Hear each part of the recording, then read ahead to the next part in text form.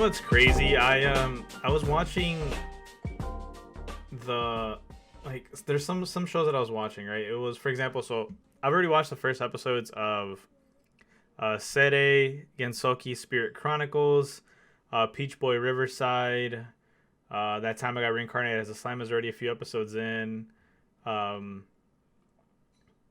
else? Girlfriend. Boruto has been absolutely phenomenal as of late. My Hero obviously kicked back up. Remake Our Life. And I was telling Rafa, I was like, there is so much of this season that is isekai. It's kind of crazy, but it's kind of what's even crazier is just how different a lot of the isekai are. Mm-hmm. Because they have like such weird, I guess, premises or however the story of the story. Is that even whatever? Excuse me. So, for example, the drugstore in Another World, like it's literally a guy who dies and then gets reincarnated into a fantasy world, and he decides to create a drugstore. I haven't watched that one at all, and I don't really plan on it. Remake Our Life, which I actually really, really like, and I'm pretty sure that's my number one show so far of the season. It started off with a 60-minute episode for the first episode. So I got basically a mini movie for episode 1.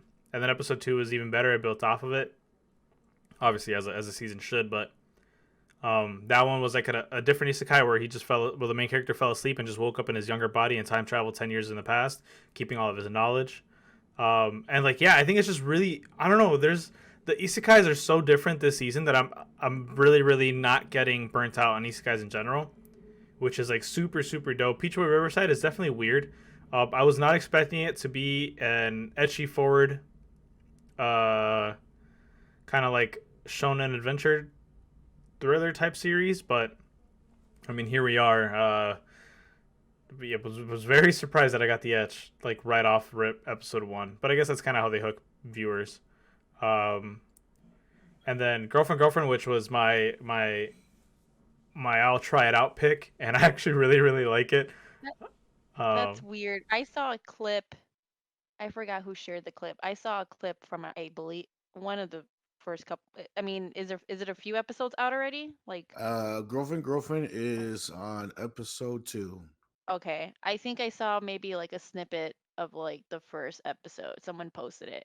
And I remember Hector saying he liked it, and I'm watching this thing, and I'm like, "Yo, what is this?" Is it the threesome clip? Because that shit was hilarious. Like, they were in the kitchen, and the two girls are owls. That's it. And one of the girls is like, "Are you telling me you like?" It was just really weird, and I'm like, Yeah.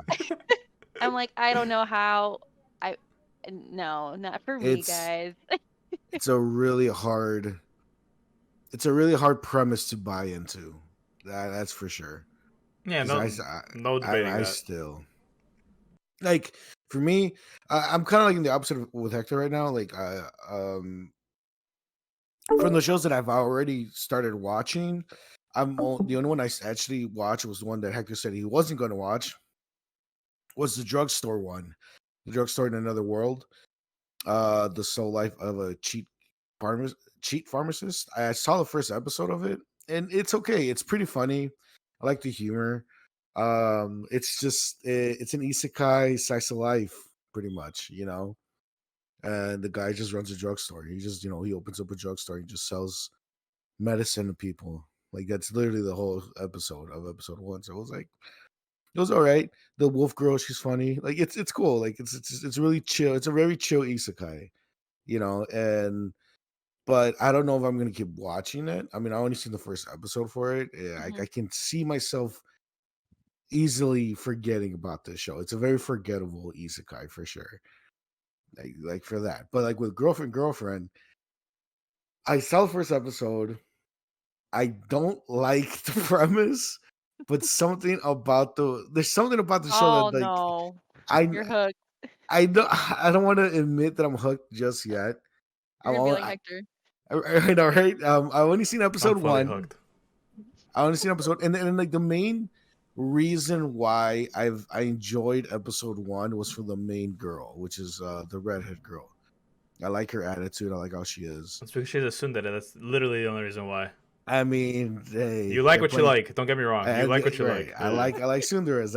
That's my type right there. So I don't know. This is a show that I might end up liking, and I'm gonna be. Oh my It's god.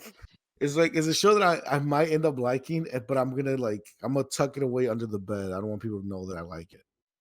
You know, And that, my I'm friends, gonna. is what we call a guilty pleasure. That's a guilty pleasure for sure. That's on Crunchyroll site. I started watching I don't even know how to say this word. The Aquatope of the White I Sand. have not watched that yet. I need what I review. started watching it. I didn't finish it. But it looks pretty cool. I kind of like what they're doing. It looks like it's gonna be like slice of life drama, kind of like it's not gonna be wacky. It's not gonna be silly. It looks like it's taking its topic. I don't say seriously, but like it's not gonna be as goofy as some other shows we have this season for sure. That's like the vibe that's the vibe that I'm getting from the show. Of course, I'm watching My Hero. We'll talk about that later. Miss Kobayashi. Ooh, boy, Miss Kobayashi, baby. I still can't. We need to finish this pod because episode 2 came out today, and I need to watch it still. Okay, so guys, let's wrap this up as fast as we can, so I can watch episode 2 of Miss Kobayashi. I can't wait for that. I also saw this other show on Funimation. I think it's only on Funimation. It's called The Duke of Death and is made. Um, the guy, he's a duke, right? He comes from royalty, but he got cursed as when he was a little kid that whatever he touches dies, right? So the only person that's like with him, living in this mansion, is his maid, and she likes to tease him. Like they love each other. They're like in love with each other, right? Right? But she likes to tease him. She'll show her cleavage, and she'll like lift up her skirt a little bit, and dude's like, "Yo, chill." Like you I'm gonna paraphrase like crazy because he doesn't say. He's gonna say he kind of says like, "Yo, chill. You're gonna get me horny, and then I'm gonna touch you, and then you're gonna die." That's kind of like what he's like trying to tell her, and she likes to mess with him like that. Um, it's a lot of goofiness going around with that, but at the end of the day, it's a really sweet story between them because like they pretty much at the end of the episode of the first episode, they're like, yeah, like I'm in love with you and I want to be with you. Like they pretty much like express their feelings for each other. So it's kind of interesting to see like how's that gonna if it's gonna focus more on the romance side of it, like how is that gonna work? Because I mean, homie can't touch her. He'll kill her. If he puts one finger on her, she'll die. So Yeah, and you were coming at me for my preferences, Renee. Okay, whatever.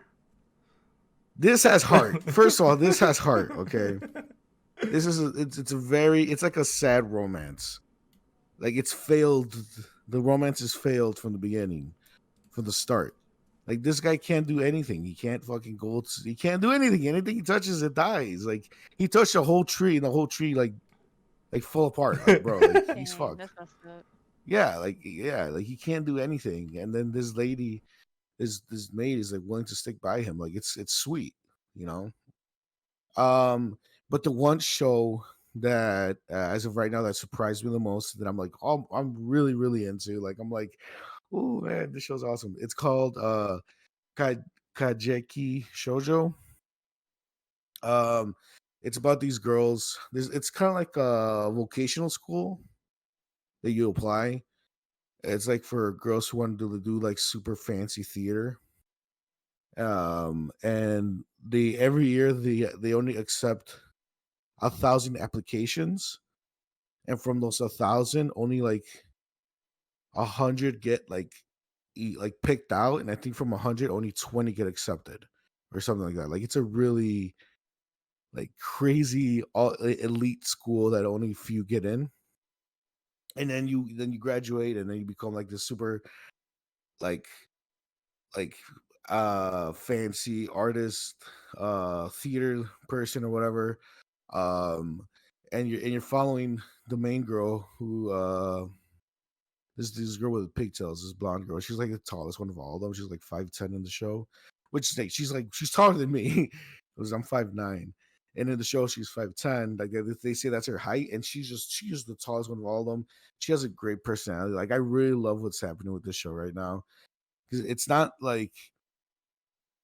etchy. Like there's no panty shots. There's no like, oh, let's sexualize this. Let's do like, there's not the bullshit that like you get with certain anime. It's pretty straightforward. Like, hey, these girls are trying to do their best. They're trying to like become the best of they can in the school. And then there's girls who um like they act nice, but really they have bad intentions, and they'll like say one thing but mean another. And then there's a lot. It's like an ensemble cast of characters. But the main girl, she's like the one thing that really like brought me in because I just love her attitude. She's the best. She's super eccentric and she's hilarious, and I love her attitude. And like they were talking to her like, like why are you here or whatever. Like the teachers were like they're having like an assembly, and she's like, I'm here to play the role of Oscar. Like that's the name of one of the characters in the play. And everybody's like, oh my god, Oscar, because Oscar is like only the top student could be that part. Like there's certain parts that only the top students could play, and she wants to play Oscar. They're like, oh my god, you want to play Oscar? Only the top students could play Oscar. And she's like, well, then I guess I'll be a top student then. Like she was just like, fuck it, I'll do what I gotta do to do what I want. Like she has a really cool attitude, and I recommend it. Out of all of them, this is the one I recommend the most. This is gonna be I already know I'm gonna love this show through and through. And It's like that, okay. I already saw the second episode. Like I'm Wow. I'm hooked. I was hooked on episode 1. Like this is gonna be a really good show, and I feel like because the way it looks and kind of like the premise, people are not really gonna check it out that much, and I hope people do because it's a really good show. I can already know it's gonna be a good show, and it has like good characters, and then like they're not just archetypes. Even though I love my tsundere characters, they're you can tell they're more than that. Like you can tell they put thought into these characters. Whatever. I guess that's my mini. He said whatever. my mini thoughts of that. This is my favorite one. I love. Don't get me wrong. I love Kobayashi's Dragon Maid. I love the goofiness and the wackiness that goes on in that show. But this show right here, man. This show caught me off guard. I did not expect what I got from this show. Kajaki Shoujo. Yeah. That's all I got. That's it. That's a lot. You say that's it, but that's a lot. And I'm sorry, Hector. I know I cut you off earlier. I think you were still going on your list. I just had to speak my mind about Girlfriend because that was just one of the shows I like saw, from the clip, and I was like, oh no. I'm like, there's no way this is the show Hector was talking about. Like, no, this is weird stuff. I'm like, I can't get by it. Let's be honest, some of the best shows are weird. All right? Yeah, but I'll stand on that hill. I guess. I learned so much about you guys all the time when we pod. I mean, like, the thing is, like, I like it not because of, like, the sexual context of it, but because of the comedy of it. Okay. Like, I actually just like how stupid the main character is and how, like, how the blue-haired girl is, like, willing... Like, episode 2 was even funnier because, like, for example, the blue-haired girl, who was, like, the younger one who kind of agreed to, like, the trifecta... The triangle, there you go. It's weird. She was like, look, if my options are never be with him or having to share him, then I'd rather just share him. And then I'm just like, what the fuck? I'm just like, okay. I know, right? What the fuck? And then you find out, well, at least in episode 2, where we see that she's like, I need to get to know the redhead girl, which is the other girl in the love triangle, and she's like, I need to see what I have to do to be better than her so I can make him fall in love with me instead. And then she like snoops through her phone, and she finds a bunch of shit that is like super red flag, like wild. And then she gets caught, and then the main guy, the dumb guy, like takes the fall for her, and she's like, I was doing it. And then he didn't see anything on the phone, but he just took the fall for her. And then the redheaded girl gets completely embarrassed, and she tries to explain the situation. She's like, "Whatever you saw, I swear it was for a friend." And she starts like throwing blame at other people. And the main character is like, "It's okay. I love you for who you are, no matter what you look like." And she's like searching up the wildest shit on her search history. And she's like, "I swear it's not what it is." And they just keep going back and forth in a big misunderstanding. And at the end, she just punches him. And then she goes back to sleep. And she's like, "You know what? I'm gonna sleep this off." And then literally the next thing you see is them all at the dinner table, and she completely forgot about that embarrassing situation. Okay. It was just it was the dumbest thing, but it was just hilarious. And I was like, cool, all right.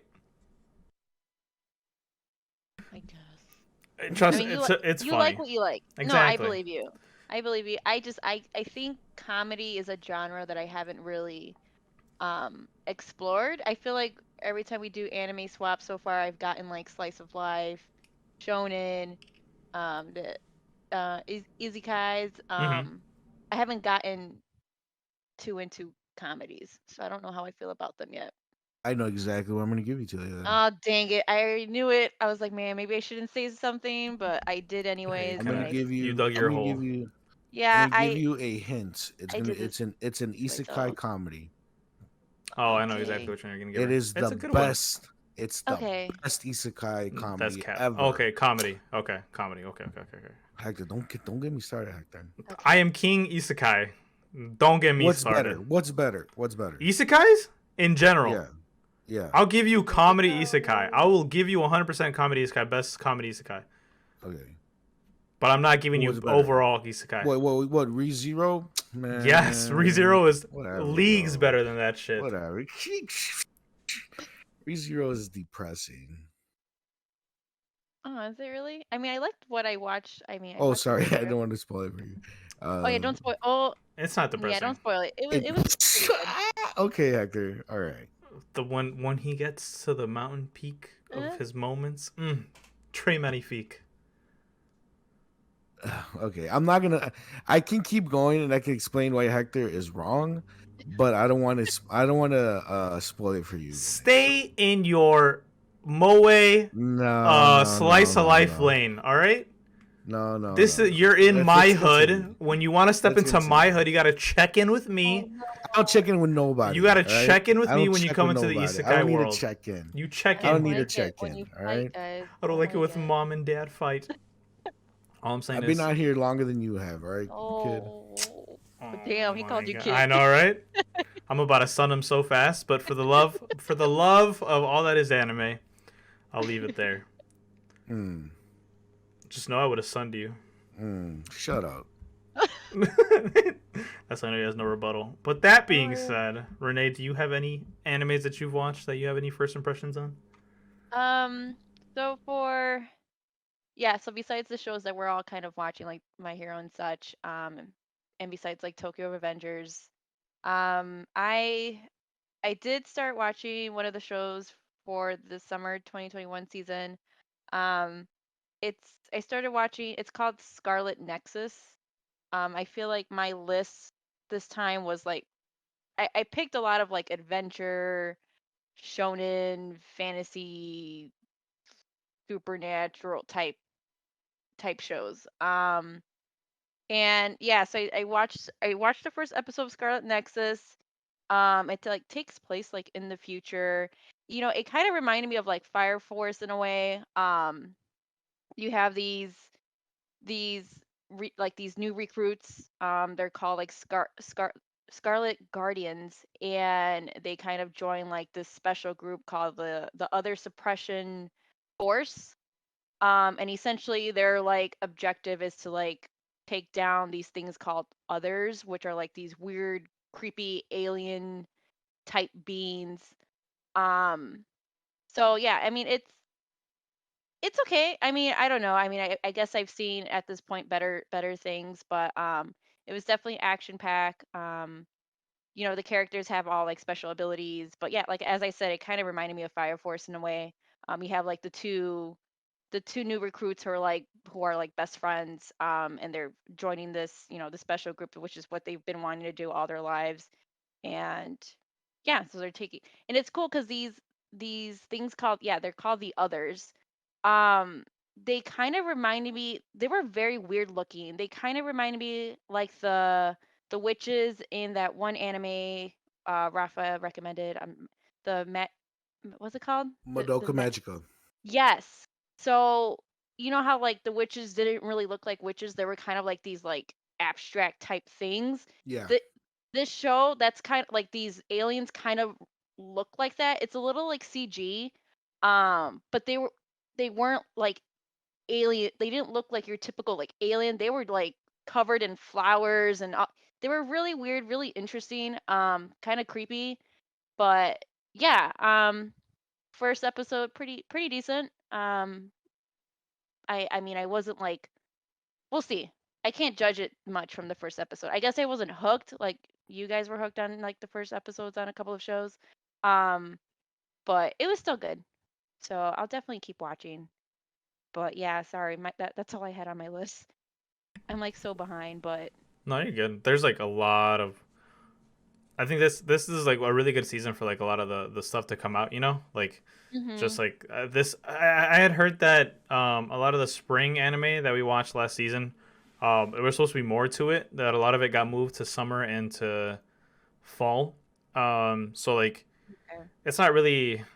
There's just a lot to pick from, which is something I really like. You know, because then that means we just have more options and just more stuff to watch. Like I don't know if you guys remember, but I just bitched a lot about being kind of hard stuck in what in just what I could do or what I could watch when it came to that yeah, it's just to pretty much anything, right? In spring 2020 or 2021, but like now there's just so much to watch that it's pretty cool.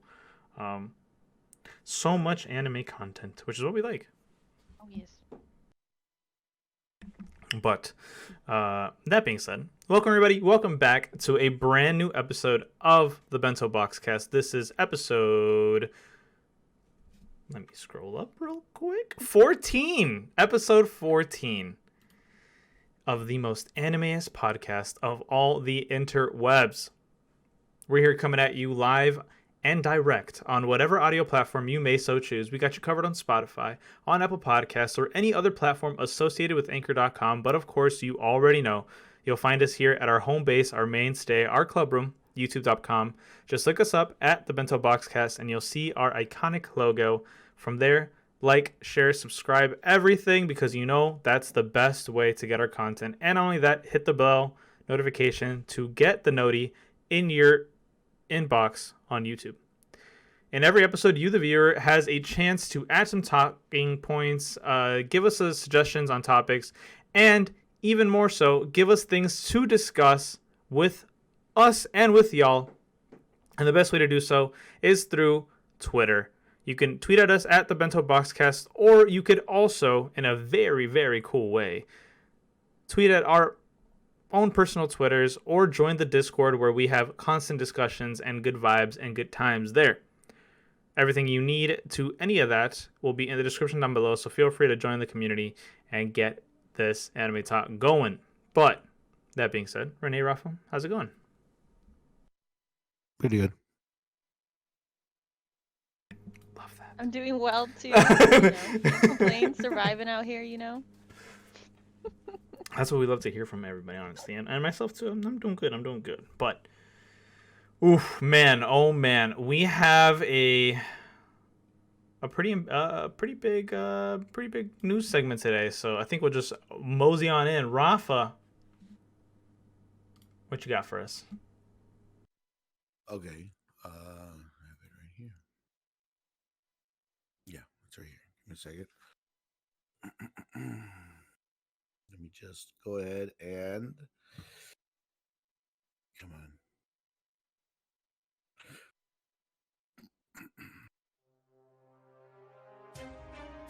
Live from the Bento Boxcast newsroom, this is the Bento Box Weekly News Update.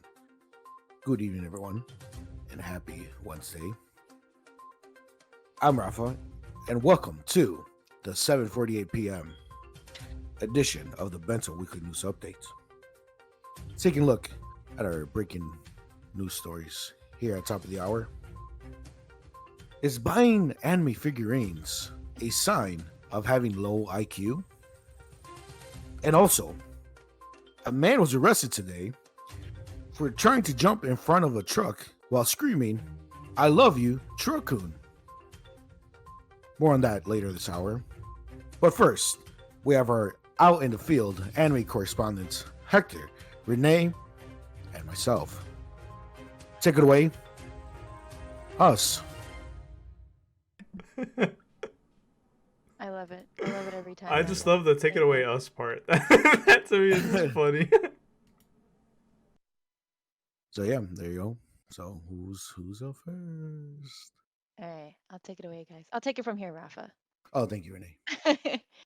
So yeah, so for anime news, I came across this article from Anime News Network, and it's not good news, or I mean, it's unfortunately not good news, but media news website ICV2 reported on Thursday that North American bookstores and retailers are actually facing a shortage in the supply of manga in terms of reader demand. The website reported that major retailers like Amazon and Barnes and Noble, and all like the smaller shops, um, yeah, I mean they're selling out of popular manga titles and are unable to restock many of them.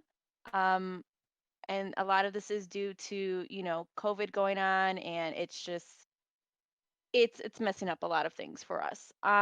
So yeah, according to publishing news outlet Publishers Weekly, there's truck driver shortages, widespread port congestion, and inflated container costs. um and that's going to continue to cause supply chain challenges in the book industry into next year. So if you guys, out there who are manga readers who actually go out there and buy the books and stuff, just know that you might not find certain things that you're looking for because there seems to be a shortage nationwide. And it's pretty, it's unfortunate, but just know that, we're all kind of still in a funk because of COVID. So we're all trying to get back to normal, and there's things are going to be a little weird. But hopefully comes 2022, things will kind of get back to normal, and we'll get those, whatever books you guys are into or whatever you guys are reading. Hopefully, you just might have to wait a little bit, and hopefully 2022 is a better year. I've started collecting some comic books. Like I know things are harder to find now, so the minute I find something that I just buy it, and especially now if there's definitely a shortage going on. I don't know, Rafa, Hector, do you actually, I don't know, do you guys go into the comic book stores and like buy anything or no? I used to a long time ago. I used to pick up Okay. comic books and manga and stuff like that, but I kind of stopped doing that. So yeah, but that means there's just more manga to go around because I'm not buying it all up, even though there is just even though there is a shortage right now. It sucks. It sucks that there's not a lot, but honestly, guys, yes, I know this is like anime focused, and yes, like as Renee's point out, there's a shortage on stuff, but I don't think you guys noticed, but there's a shortage on like everything Mm-hmm. right now. Um, I I'm pretty sure I mentioned it here before, and just a quick like side note to all this. I work in the beverage industry. I work for a company that supplies drinks like sodas, juice, stuff like that, and we work in partnership with Fiji Water. And for the past 2 to 3 months, we have no Fiji water for sale because there's a Oh shortage wow. on there's Mm-hmm. a shortage on plastic. Wow. So they can't produce enough product to go out to all the stores. Um, same thing with like because I know people who work at Pepsi, things like that. They all tell me the same thing. We have a shortage where we have out of stock in this and this and this. I because I talk to because I talk to them because I run into them in all different types of stores. We just talk to each other, whatever, right? So, um, this isn't just affecting anime. This is affecting the whole world. Like COVID's really kind of screwing things up still, especially with like shortage in materials and things like that. So, um, if you're running out of water or you can't find any water, just go buy some comics if you can. Yeah, that's the solution. Go buy That's comics. that's the answer right there. Buy some comics. Go support your local bookstores as much as possible because yeah, they're probably. I mean, Oh, granted, it's I know. really tough. It's Oh really yeah, for tough right sure, now. for sure. Especially like and like funny enough, it's really tough. It was already tough for bookstores on I know. before COVID. Yep, I Like I know. used to remember, it used to be like a Barnes and Nobles or whatever. Like there was a couple out there. You can go and you kind of like work your way through and look around. And I always would go and look at the comic book section like after school or something like that. Like now there's like maybe one or two out there that I know of. Yeah, Yeah, I you have know. to It's you sad. have to kind of far to like go to them too. So Yeah, I was yeah, gonna say the only one I go to is in downtown, and I have no idea how they're doing because I haven't been downtown in a minute. So right. hopefully they're doing well. I mean, I think they are. They're pretty well known, big store. So, but yeah, I mean, I haven't really bought anything inside a comic book store in a fat minute. I think at most what I did was like buy, potentially like figurines or like I think I remember at one point I just went into like a room or I went into the store just to see if they had any Pokemon cards because it was like during the thing where it's like everybody's having issues with finding Pokemon cards and stuff, or like they're just buying them up. And I like went inside just to ask, and they had marked up the prices for a pack, and I was like, yeah, I'm good, man. Mm-hmm. I was like, I get that those are like a hot commodity, and I'm sure you guys would make a lot of profit just by marking the prices up, but I'm good, brother. And I was like, all right, cool. I just walked out. But I think that was the last time I ever went in there to check for something out. Actually, no, that's a lie. I think I bought a Nightwing comic, and that was it. But that was like a while ago. But it's been a minute. So I mean, yeah, it kind of sucks, but hopefully everybody vaccinates and whatnot, and then we don't have to deal with any of this anymore. Mm, for sure. So yeah, definitely. I mean, yeah, for people who are actually out there buying the books, I know a lot of people like just read the manga online. I like I've done that for a couple of, for a couple of anime, but I personally like to go and like buy like the actual books if I like an anime that much. Like I know I have all of Death Note, and then I actually had started collecting Jujutsu and Demon Slayer, and actually according to this article it said that like right now you probably can't find either any Jujutsu or Demon Slayer, especially like on Amazon or like at Barnes of Noble, because they're all out and they're not planning on restocking anytime soon. So hopefully, I mean it's okay. Like if I have to wait till next year to get those books, then I'll wait. But it's just yeah, like Rafa said, COVID is just messing us up once again. I mean, here, we're on the other side of it, but then, we're still behind because of it, and it's just unfortunate that everyone's suffering. So, yeah, so hopefully hopefully 2022 is a better year. Fingers crossed. But yes, guys, just hang in there. Your books will come back soon. There you go. Um um and yeah, on another topic, this was also by Anime News Network as well. Um, this is an article that I wasn't. I mean, I I'm a fan of the show. I was not so happy to hear that they were coming out with a movie, but like I'm learning that this is kind of what's expected. You have a good anime, people love it, so they kind of just like they go all out with it. They'll come out with a musical, they'll come out with a movie. Um, so Tokyo Revengers, which was a new show that came out this year, and I loved. They ended up coming out with a movie, and I think I don't know if it was our last pod or a couple pods before, but like we were kind of talking about it, and we were looking at like the cast, and I personally was not a fan of anyone in the movie. Like no one looked like how I know like these are cartoons, but like no one looked close enough to the cartoons in this movie, and they just I was just upset. um they looked really bad in my opinion, but it seems like it was only my opinion because this movie did amazing in Japan. And so according to this article, the live action film Tokyo Revengers earned about like $6.31 million, and that's like according, that's US money. In its first 3 days. Yeah, to top the Japanese box office in its opening weekend. It's sold more than 500,000 tickets. I Wow. mean, is that are those good numbers? I don't really know a lot of statistics on these anime movies, but I mean, it seems like opening weekend they did pretty darn well. The movie did pretty good. People were out there. People were going to see this movie. Why? I I'm sure they were fans of the show, but like it just looks bad, guys. I can't get over it. Um, Maybe it's just you, Renee. Maybe you I just don't that's what like I it. said. It's probably Yeah. just my opinion.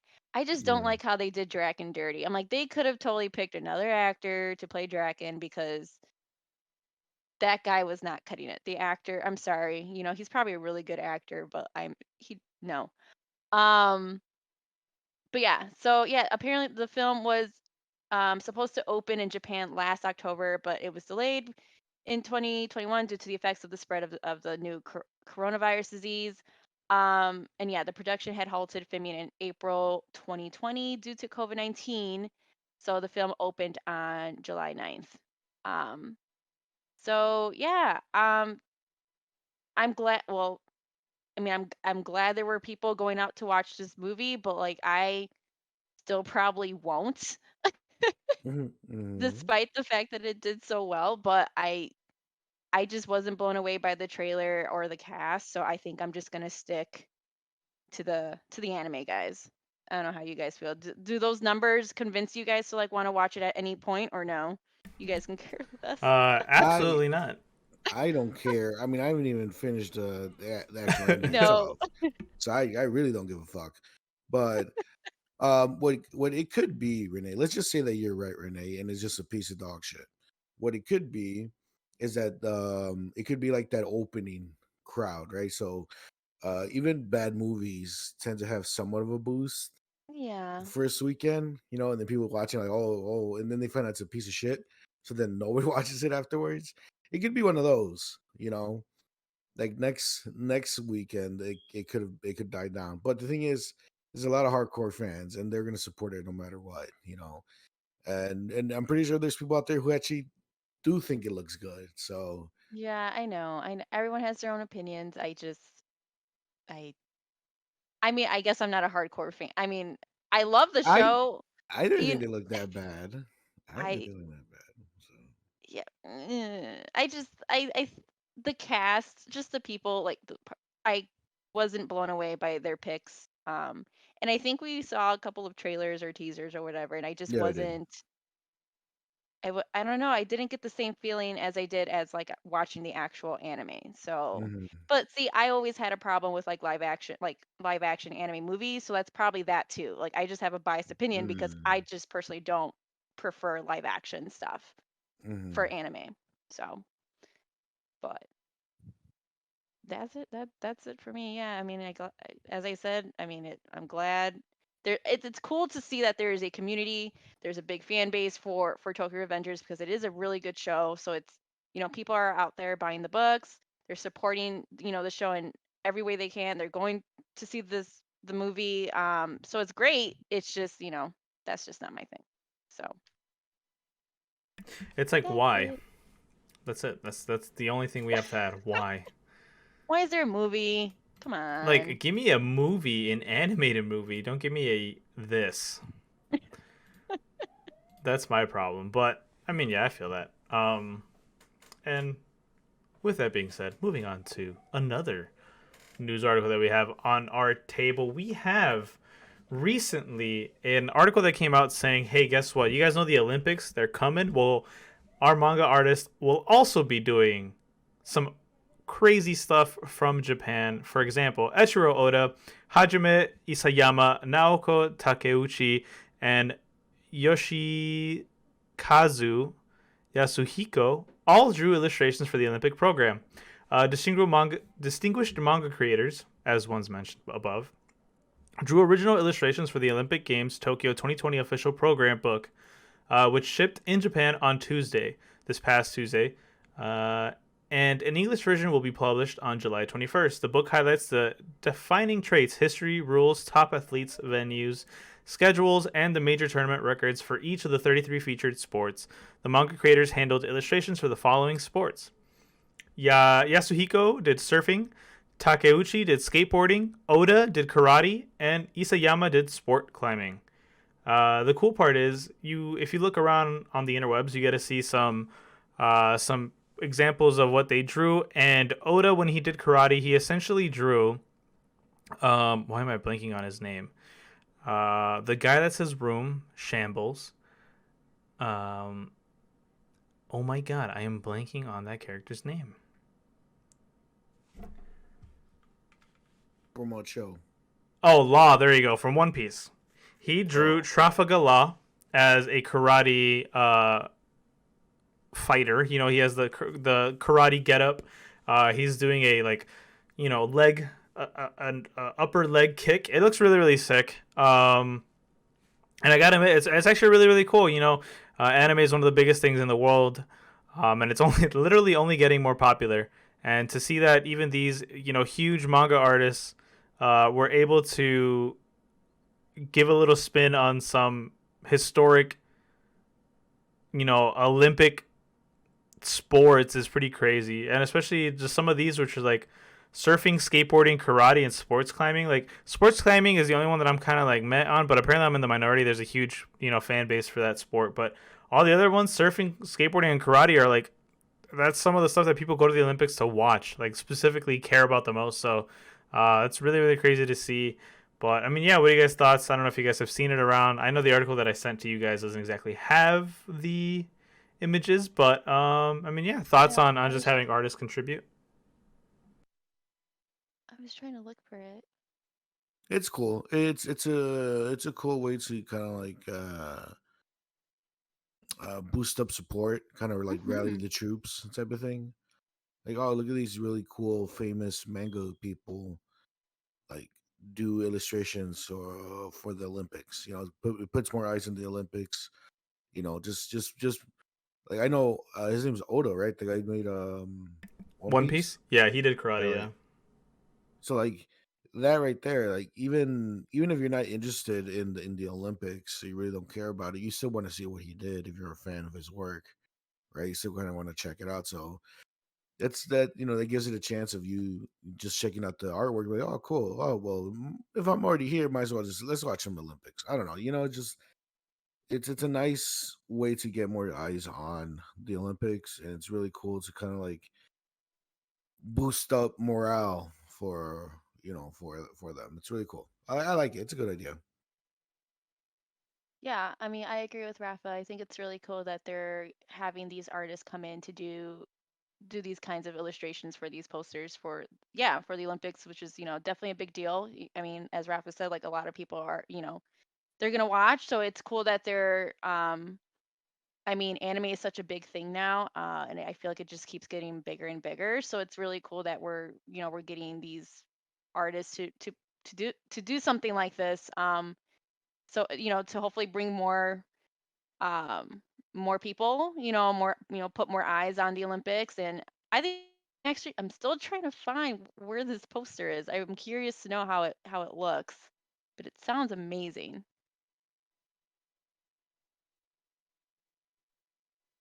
I'm trying to find it here.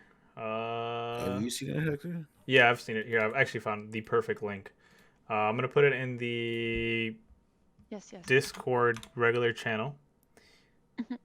But yeah, it looks like the skateboarding one looks incredible. The karate one is obviously my favorite, but that's super biased. But it only shows 2, which I mean, even then, it shows. That's so cool. Yeah, and these will be straight up. So it's actually Naoko Takeuchi is the creator of Sailor Moon, just for anybody that doesn't know. And then Oda is the creator of One Piece. She's skateboarding. They have Sailor Moon skateboarding. That is so cool. I want it. I mean, These yeah, there you posters go. are fun. Oh yeah, these are great. Yeah, definitely, guys. I mean, everyone should definitely look into these posters because they're beautiful. Like they're like pieces of art. Like you can literally like just. I mean, I would frame this and like hang it up in my room. Oh, Definitely. Well, there These you are really go. nice. Oh, how cute. What's his name? What's his name from One Piece? Echiro Oda. Oh, this guy is Trafalgar Law, Oh, okay. or people just call him Law. But yeah, I mean, it's super cool. I actually really like that he did this. He's kind of has a similar art design as Law, but Law just you don't really see his hair that much, and he really doesn't make that face much. But it's literally that character, which is kind of cool. And I like how he kind of incorporated the Japan flag, the red dot, in the middle, and then obviously karate in the background, things like that. Like I really like this art style, and I just like the fact that it's going to be in the actual booklet for the Olympics. It's like super cool, super random, but it's just like I guess adds a little bit more flair to it, right? Like it kind of attracts more eyes to it. And speaking of art being very impactful and bringing more eyes to it, this one's kind of an interesting news article too. So recently it was announced that One Piece is going to feature Where's Waldo. Yeah, you heard me right. The childhood story fun activity Where's Waldo will be crossing over on the July 19th weekly Shonen Jump issue, where they will be on the front spread with One Piece, which was the original just owner of that spread, because they jump from week to week who's going to be on the main page, who's going to draw the main page of the weekly Shonen Jump. And yeah, so what they're going to do on Monday, that they combine the 33rd and 34th issue of the weekly Shonen Jump, and it will include a crossover between One Piece and Where's Waldo, children's puzzle book series referred to as Where's Wally outside of North America. And the issue will ship out on July 19th, which is, again, like it's something super random, but you would never have expected something like this to come out, but here we are. So what are you guys' thoughts on that too? It's just more cross promotion, more fun stuff for readers, really, and especially the weekly Shonen Jump readers who do subscribe to that and kind of get that every week. It's cool. By the way, I found the other two, Hector. The other two Feel free to pieces of share. artwork. They're on the Twitter. You just have to scroll up a little bit. Yeah, but yeah. How do I share this? Whatever. Just look at my screen, Hector. It's right here. Look at it. Wow. Look at her surfing. Wow. Oh, actually, that was really cool. She's surfing, and then this one. Look at her climbing that wall. Wow. Yeah, I like the skateboarding and karate one better. Those are but, cool. Don't get me wrong, but yeah. But yeah, it's cool. It's a cool cross promotion with Where's Waldo and Shonen Jump. So it's cool. Like I feel like it's a thing just to get people to like.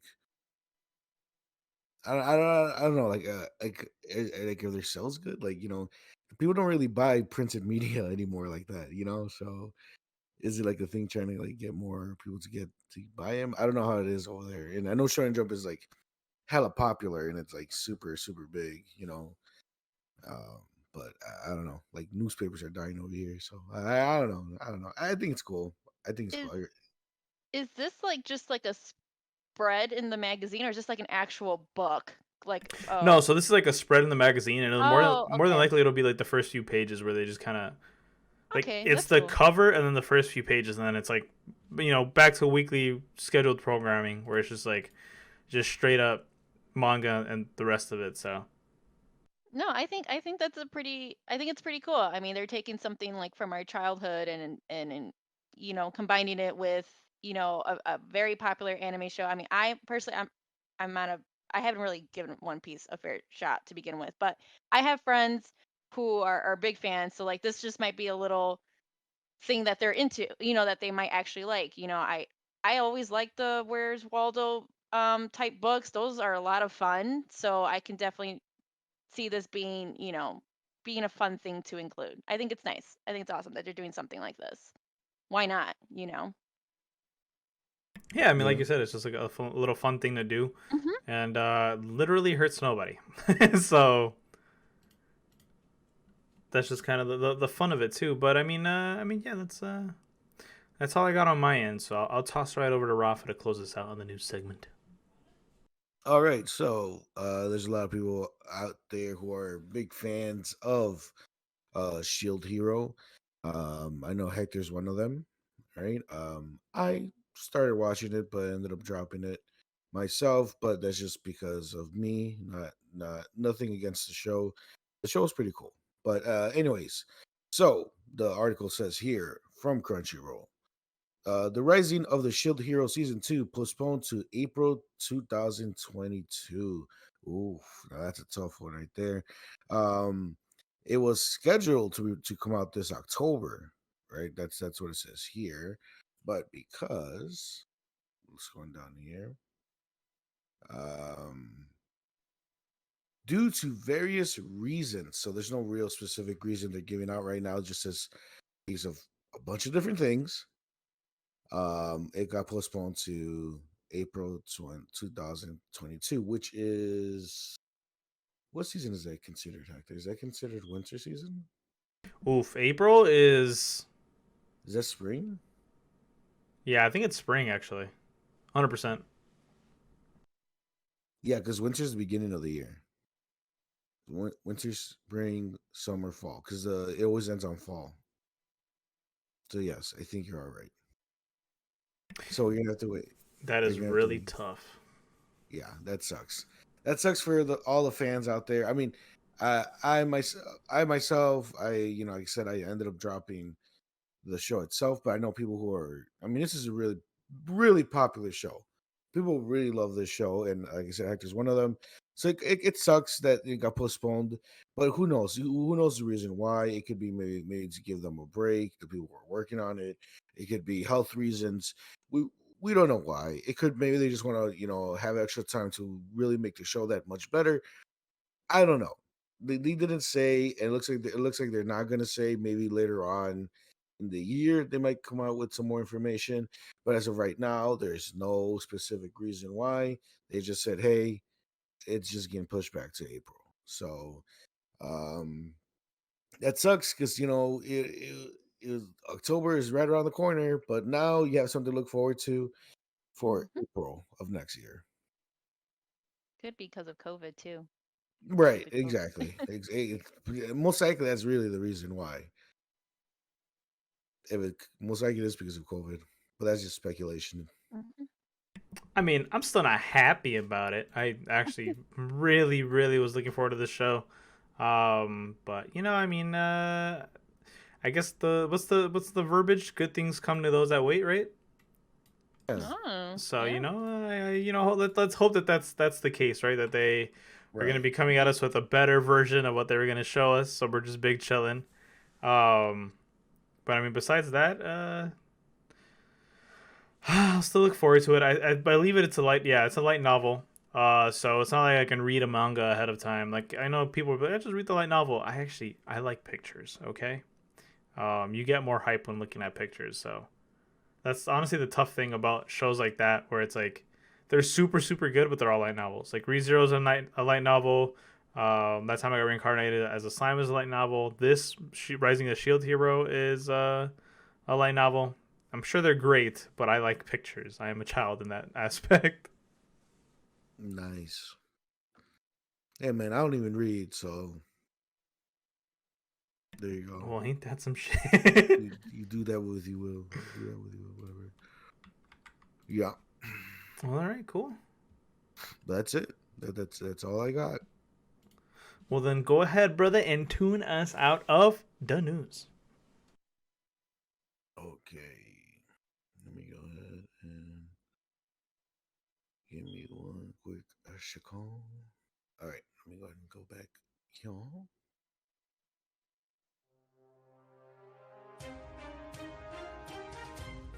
Thank you so much, Hector, Renee, and myself for the news.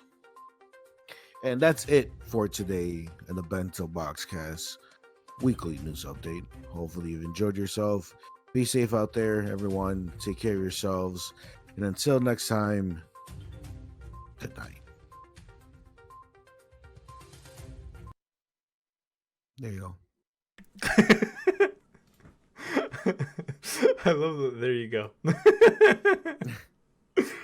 Man, okay, so I need to regather myself to see where exactly we're at here because woo, That was I mean that's cool, right? Oh, I know exactly where we're at. I remember completely now. The dogs also remember completely apparently. We are at episode 103 of My Hero Academia, and wowzers.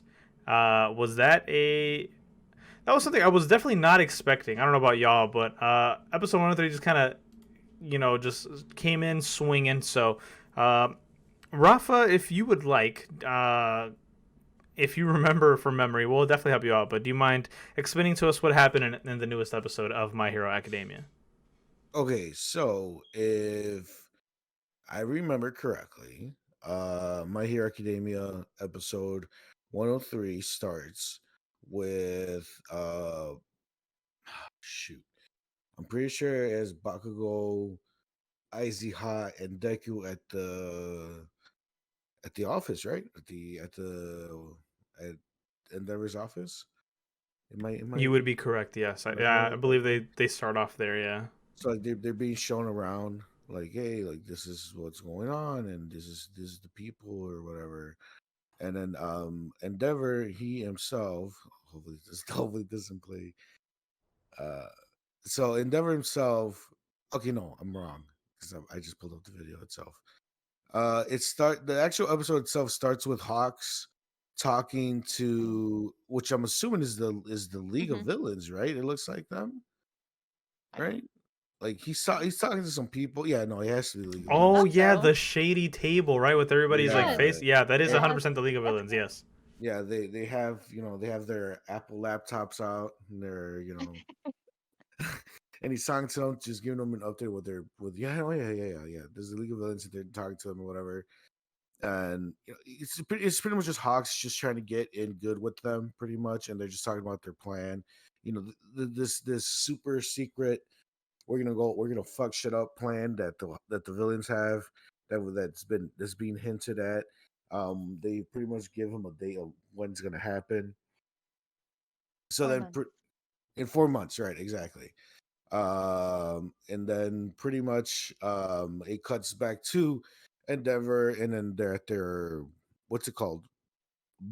Office building. I don't know what the fuck it's called, but like where they work at or whatever. And like he's like looking over the book, and he's like figuring out um like the coded book that the Hawks gave him, because the Hawks gave him this book with a bunch of highlighted sections in the book. And and the way he was talking, Endeavor's like, hey man, this guy doesn't talk like this. Like this guy doesn't, the way he was speaking to me, I can tell there's something wrong. And then he pretty much figures out what Hawks was hinting at on the conversation, because Hawks being watched right now. Because Hawks, even though Hawks is trying to get good with the League of Villains, the League of Villains smartly are keeping an eye on him, like, hey man, we can't trust him, Like, yeah, he's trying to get in with us, but like he's still technically a hero. Like, we don't know, he might, might have other plans. We have to make sure that he's not trying to trick us, right? So they're watching him, right? Which is what what you're supposed to do, right? So you can't just flat out and be like, "Hey guys, the League of Villains are up to this. They're doing this and this," right? So he has to talk in code in a sense when he's talking to Endeavor, which he's able to pretty much do that. He talks in code to Endeavor. Endeavor ends up figuring out like, "Hey, um, the League of Villains are gonna act in in about 4 months. We don't have enough people to back us up. So we kind of need you to get the students ready for this." That's pretty much what it was said Mhm. there, right? So um and as that is going on, as Endeavor's like looking over this book, um the Deku, Bakugo, and I always forget his name. I just call him Icy Hot. Icy Hot, they're with everybody else at the workplace area, like the girl with the fire hair, she's cool. And they're like, oh, most likely, uh most likely Endeavor's just gonna take Icy Hot, and he's just gonna train with them, and you two are gonna be hanging out with us. And then they're like, oh no, they're like, no, fuck that. We're here to train with with the number one hero. And then as they're arguing about this shit, Endeavor comes out and says, okay, you three, you're rolling with me. I'm gonna take you under my wing personally. So then they go out. They patrol the city, they catch people, whatever, and as they're pretty much out there patrolling the city, Endeavor's like, hey man, specific. He talks to each one specific, like, hey Deku, like, what are you working on? What's your plan? What do you want? Where do you want to go from here? Deku tells him, and he's like, and he pretty much gives them pointers to each and every one of them. Like, okay, well, if you want to achieve this, then you need to do this. You want to get this, you got to do this, pretty much, right? So that's pretty much how the episode goes. Showing it pretty much showing them growing and like taking in what Endeavor said. There's a really cool scene between Endeavor and Toroki, right? That's his name, Toroki. I just remember Toroki. Um, where Toroki tells him like, "Hey, bro, like, yeah, you're my dad and all, but like, don't act like my dad here.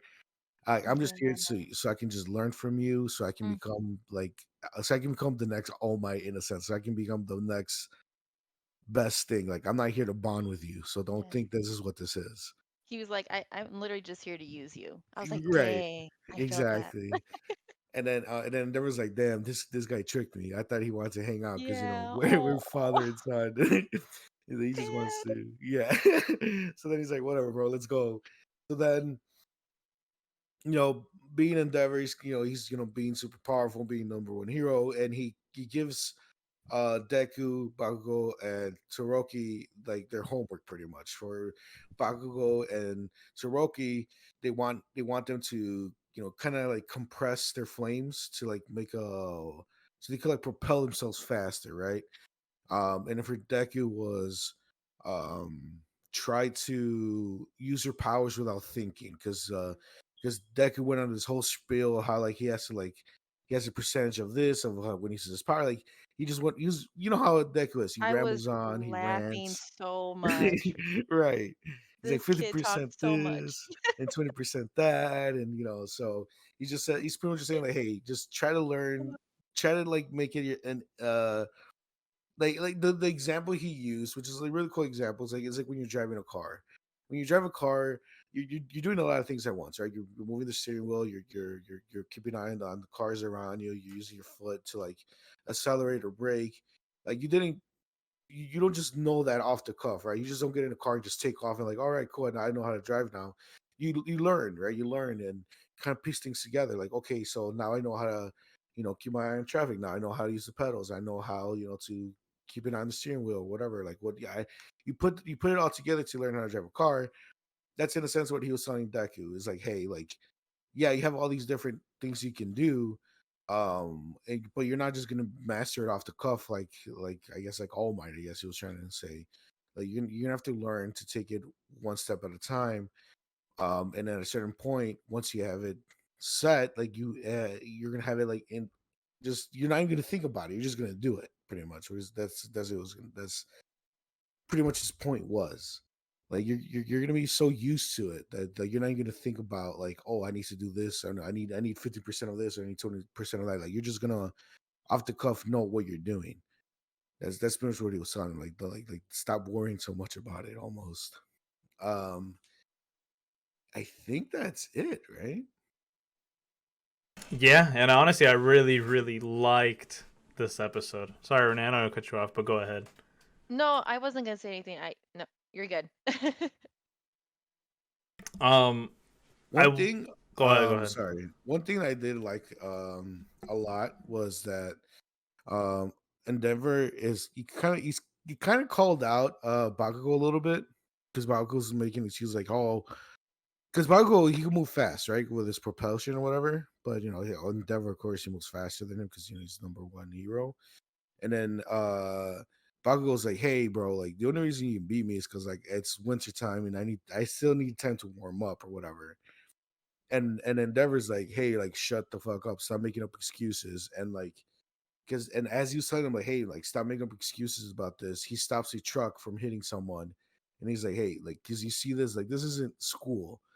Like if you're running late, or you're behind, if you're not ready, people can die out here.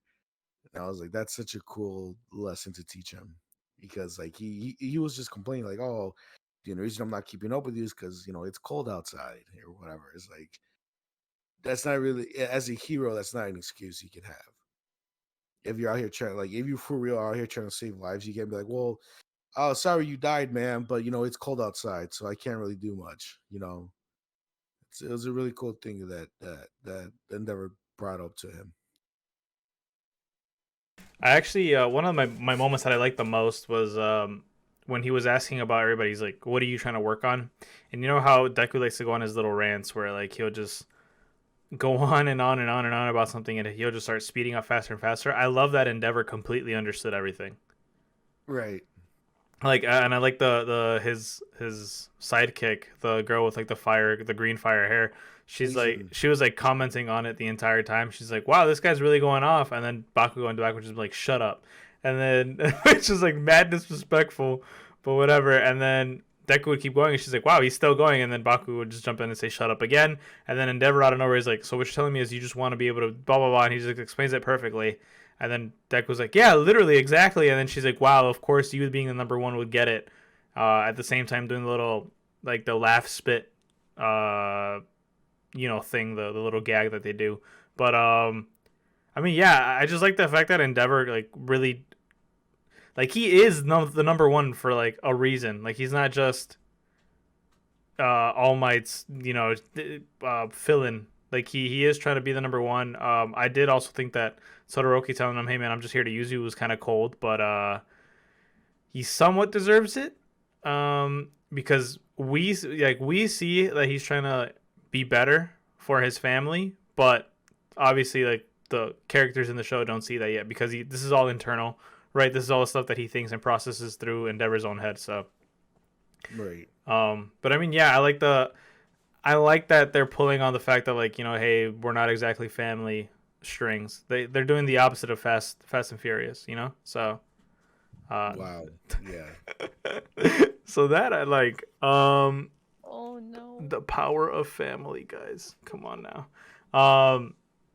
But I mean, yeah, I like the fact that we're gonna see these guys grow, and I like that the moment where like Hawks and Dobby are like having the conversation where they're like, from what I saw from the students, they weren't shit. Like we have nothing to worry about. And then Hawks is like, please underestimate them. Like, thank you for underestimating them. Yes. I like that a lot. I thought it was like super hype, and I was like, oh yes. Like it only like gives me chills knowing that they're gonna get better and improve in their quirks and everything. So I'm super excited for these upcoming episodes. Yeah, for me, this episode was definitely a build up.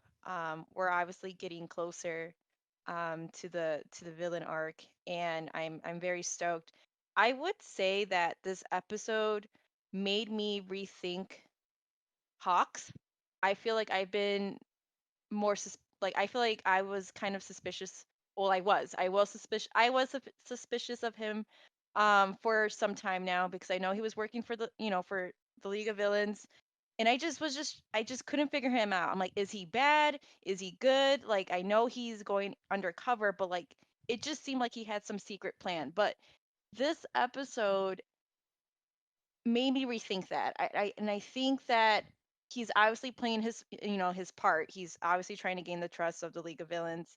But then you start hearing him talking, to himself, like in his mind, like, hey, like, he gave that book to Endeavor. He gave him the secret message. He's kind of telling them, hey, like, this is what's going down. We need to prepare.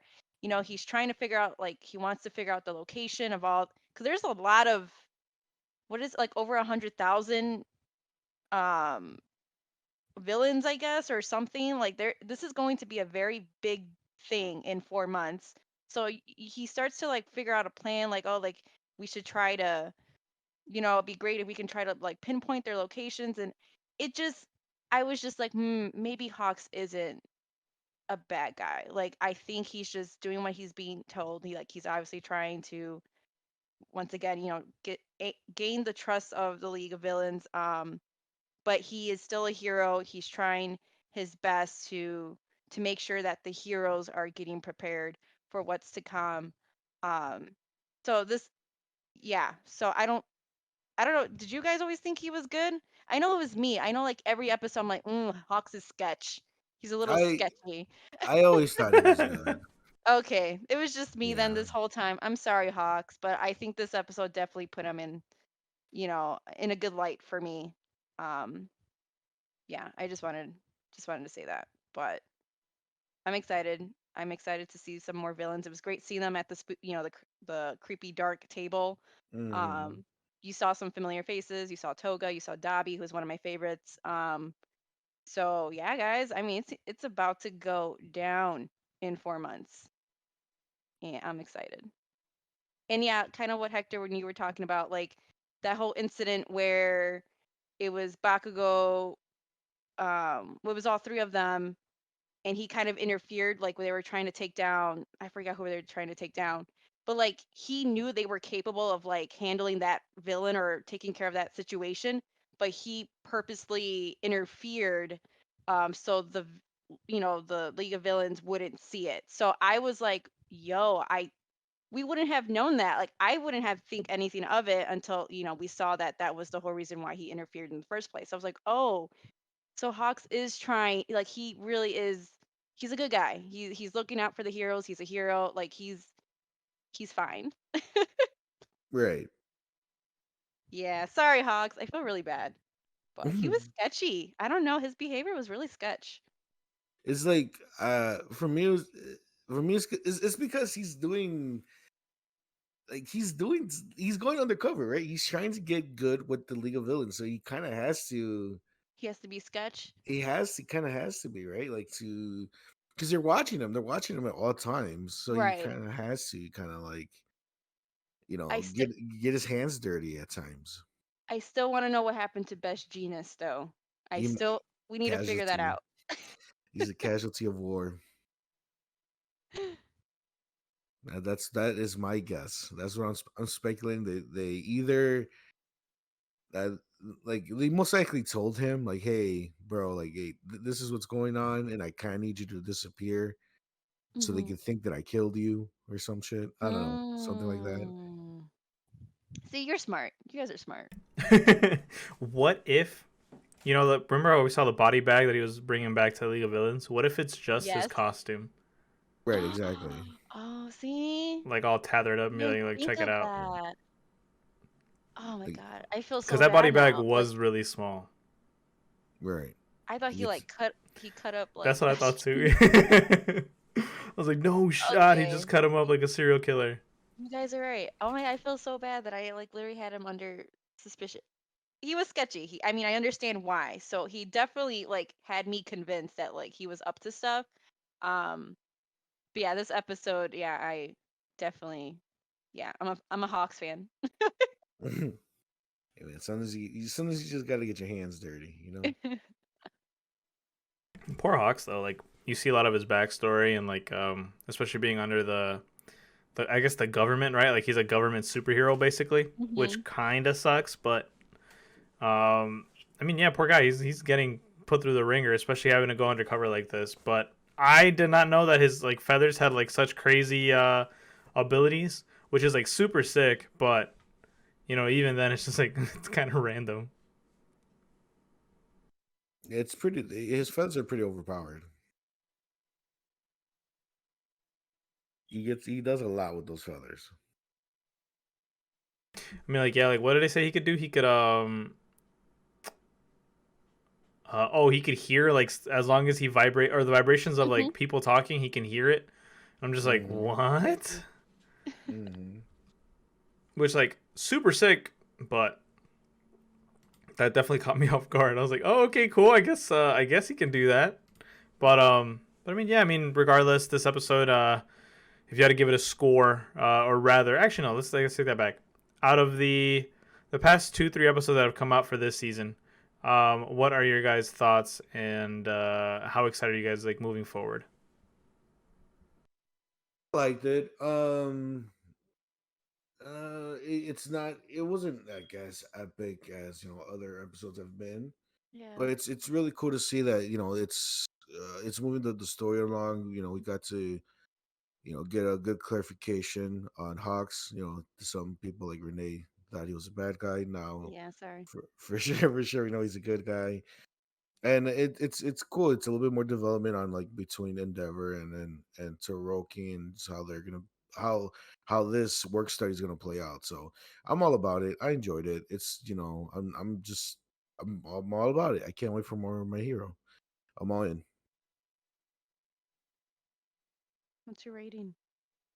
For this episode, Hector, you said like this episode and like last episode? For this episode in particular. Oh, okay. Yeah. That's 7. It's a good episode. I don't have anything wrong with it. It pushed the story along. Got to see a little bit of action here and there. Yeah, it's some funny moments too. It was a decent episode. I guess a 7 would be good. Yeah, I agree with Rafa too. I also give it a 7. Even though it was yeah, we got a little bit of action. It was still for me, it was definitely like a build up episode. Nothing really like went down, but we are kind of seeing things unfold. But yeah, like it's moving the story along, and I got to see some of the villains in the beginning, which was great. Um, so yeah, this episode has definitely made me more hype to see what's to come. So Yeah. Love that and fully agree, but you already know what time it is. It's time to move into our final segment of the pod. Everybody's favorite segment, the most sought after segment on all the anime podcast segments. Rafa, I have been getting a lot of kind of, a little birdie told me in my ear that this episode is special because you have something interesting for anime swap. So I'll let you take it away. I'm gonna be perched up listening to you for this one. Okay. Are you guys ready? Always, baby.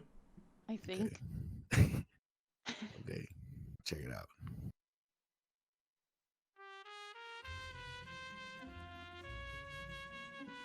Hey yo, what's going on, everybody? My name is Luigi, and Anime Swap is under new management. All right.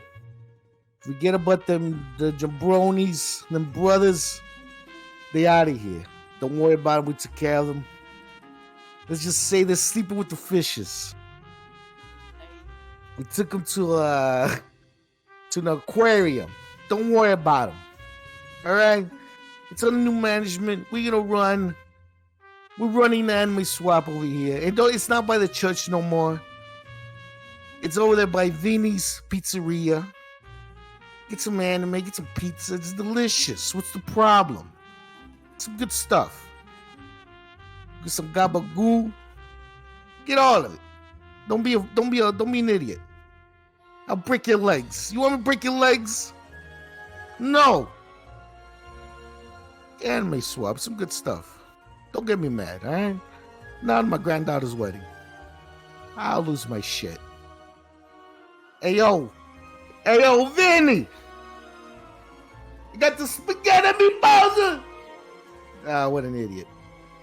Anyways, Anime Swap, but get some anime, why don't you? And call no-nos once in a while. They miss you guys. That's it. That's all I gotta say. Get the hell out of my face, for both of you. Bunch of jabronis. Bunch of marron. Okay, I'm done. I waited longer than I wanted to go. You could have kept going. Thought I was in a movie right there.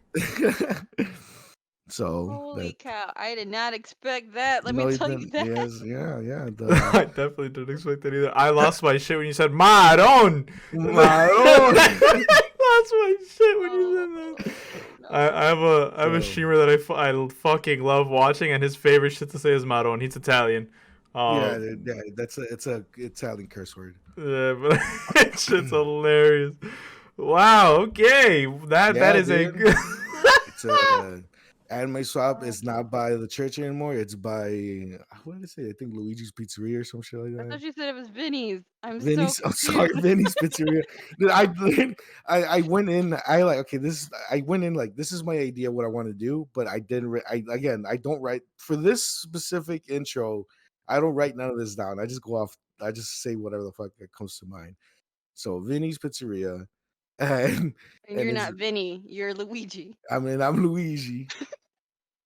and we're in charge, and Luigi's in charge of Anime Swap for now. Don't worry about the other two. Don't ask questions about the other two, or I'm gonna have to break your legs. All right. That is the storyline that we're in right now. Oh, my God. I can't wait for next week's. Guys, if you are invested as me and Renee are, come back next week for this. If this is the thing you care about the most, that is A-okay, because it is definitely worth it. But that being said, we have to move right into Anime Swap, where last week I gave Rafa and Renee 2 different animes to watch and then come back to us and report on whether they liked it or not, if it is a hit or a miss. Rafa and Renee. So, we already know a little bit about Renee's thoughts. So, Renee, we're going to start with you. What did you think of God of High School? Okay. So when you recommended this one, I was a little hesitant because I know I had watched The Tower of God and I wasn't like it was good, but I wasn't like completely hooked. But it was still good. I'll give you that.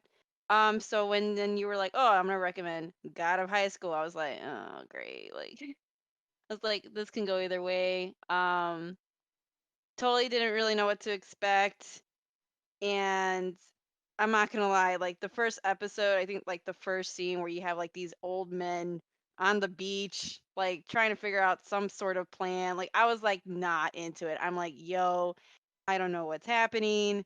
What is this? And then I think like literally like 2 minutes later, like they all ended up dying. I think like the main, not the main dude, but I think he's evil. Park Mujin. Um, totally like obliterated them. Um, but anyways, that's how it opened up. So I was like, oh, okay, cool. And then I thought the intro, that was a pretty cool intro. I really, really liked the intro, the music, the visuals. In the intro you kind of see these different kinds of characters with like these different kinds of like fighting styles. And I was all for it. I'm like, oh, this is really, really cool. Um, so intro was awesome. So I kept watching and I liked the way everything looked. Like the colors were nice. Like just the characters were very very nice because I am picky with my art styles. Um, and you're then kind of introduced to the main character. Forget Moji, and he's very cute. There's this. It's like a flashback scene like between him and his grandpa. I think it's his grandpa. Um, right, Hector. Am I right? Is it his Yeah, it's grandpa? his grandpa. Yeah, like he was a little kid, like his grandpa's like leaving to go somewhere, but he's like leaving him behind. I was like, oh, that's sad. Like it kind of got like Naruto vibes in a way. Like here's this little kid, he's like by himself. He doesn't have anyone. Like his grandpa left. And then it like cuts back to like present day, and he's like a teen. I'm assuming he's like a teenager. It's like I think because it's high school, whatever. Um, and you he you find out that he like overslept, like he's back in his room, he overslept. And it's a big day because this was when the God of High School tournament was going to take place.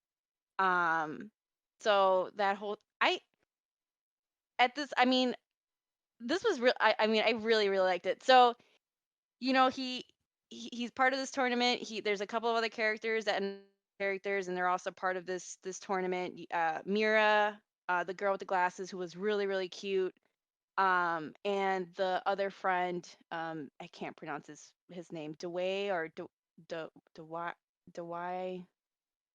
Um, They pronounce it's like spelled really weird, but I swear it sounds like Day or Dway or something like that.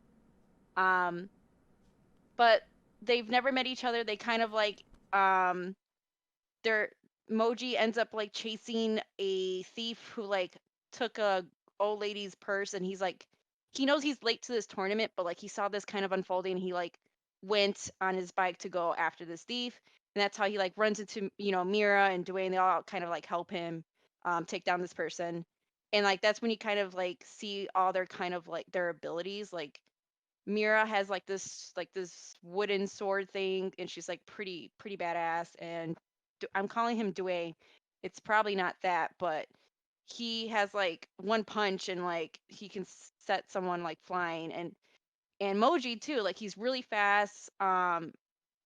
You can just tell these kids are like not normal. Like they're very powerful, very strong. And you then find out that like yeah, they're all going to the tournament. They're all been like selected. And yeah, like this is essentially like 1v1 type rounds or whatever, so they're fighting against each other. It's like kind of like survival of the fitness type thing. And I was into it. I was super like just seeing them fighting and like seeing everyone's different styles, like all these different styles. It was really really cool. Um, Moji's super cool. Like I was just that the main characters were awesome. There were several characters that were pretty awesome, pretty strong. Um, I was into it. Like the first three episodes were great. Like you're obviously seeing they're continuing to fight in this tournament. And then like towards the end, and I'm summarizing here because I don't want to like cover everything, but uh Park Mujin finds out that Moji's grandpa is pretty important. I forgot why, but he's pretty powerful, and like Park Mujin, who is like he's the head of this tournament. This is like his thing.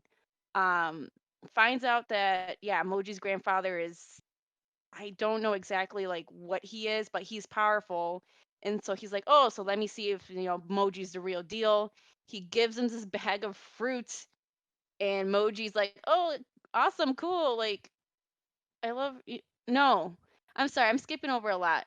I'm just gonna leave it there though. Okay, yeah. So he gives him this bag of fruit, and it was like this sacred.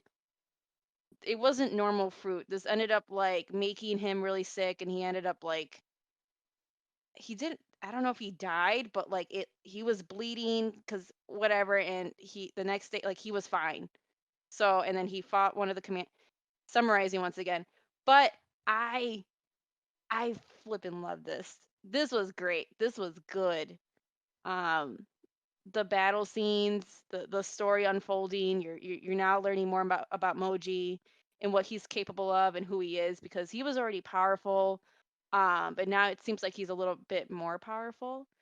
Um, and yeah, he like went against one of the like commanders, like the tournament commanders, and like it was some crazy crazy stuff. Um, I hope I made sense. I was kind of rambling, but pretty good. I really Wow. liked it. I really liked it. I don't know. It was fast paced. I think the whole battle like arena thing, I think that was like probably one of the coolest things. Yeah, I just, just seeing everyone's like all the different fighting styles and stuff was really really cool. Especially that I think there was some guy from prison. Um he was just super powerful, and you learn more about him a little bit later, but I don't know, it was pretty good. I really enjoyed it. Rafa, you said wow, like you're like I not didn't like it happy. that much. Oh, Yeah, no, no, no. I I loved it. when I watched it, it just felt like it was just like it felt like they were just throwing way too much stuff at the wall. You know, Mm, because it's like, oh, he's these guys know how to fight, and then well now there's this other thing. There's this other thing. I don't want to give away too much if you're gonna keep watching it, but Hector told me some things that happened later on. And I'm just like, oh my god, like to me, it just felt like it's just too much, you know. And also, I don't like that. Like it's a tournament, but like the tournament, sometimes it kind of feels like the tournament takes a backseat almost because like his friends don't even make it to the tournament. Like like right, like by episode 3, are they out of the tournament by then n- or no. doesn't It, he fight the girl already? who? The Moji, the main character? No, doesn't the girl already fight by episode 3? Mi- Um, Mira fights that one chick, and Mira won, so she's still in the tournament. yeah, Rafa. And Oh, I'm way did ahead. you spoil it for me? No, Dang. I didn't spoil it for you. He was about to. I'm glad he stopped, I was but about to. he was I Yeah, was about to. legit. I was legit about to talk about something that I had a problem with the show, but it's like it's later on. For me, like, okay, I don't know. It just to me it feels like they took a bunch of different elements from a bunch of different other shonens and just put it all together in this one show. aw. And then they're like, hey, let's see let's just throw everything at the wall that is shonen. And to me, I just feel it was too much to me. Especially like you said, there's one specific thing that it that you're not there yet that Hector told me about, and I was just like, okay, I'm kind of over this right now. I don't know. Maybe if I try watching it again, it might change my opinion.